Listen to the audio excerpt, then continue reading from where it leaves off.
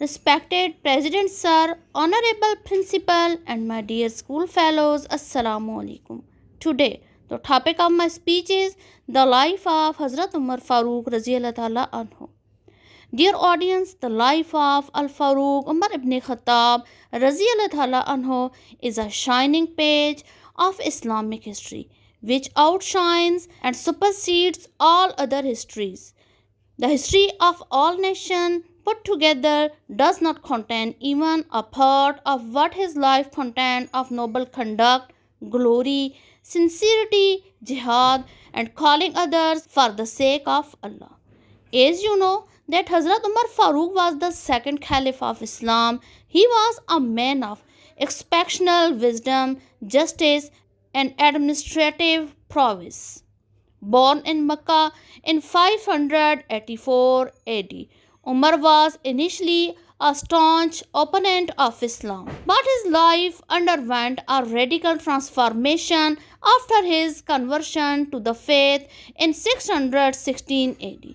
Umar's sincerity and dedication to Islam were evident in his unwavering support for the Prophet Muhammad, peace be upon him. The Prophet's passing, he succeeded Hazrat Abu Bakr as the Caliph, leading the Muslim community with wisdom and determination. His reign was marked by significant accomplishments, including the expansion of Islamic rule and the establishment of comprehensive administrative system.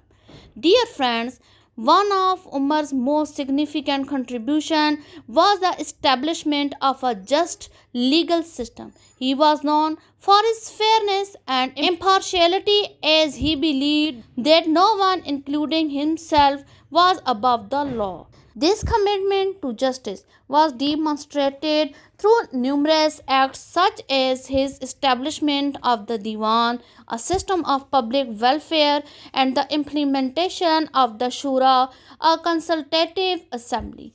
Honorable juries, Umar Farooq's legacy remains inspiration for the Muslims worldwide. His unwavering commitment to justice, compassion, and the pursuit of knowledge has left an indelible mark on Islamic history. The principles he upheld continue to serve as guiding values for those seeking to lead just and prosperous lives. Thanks for listening.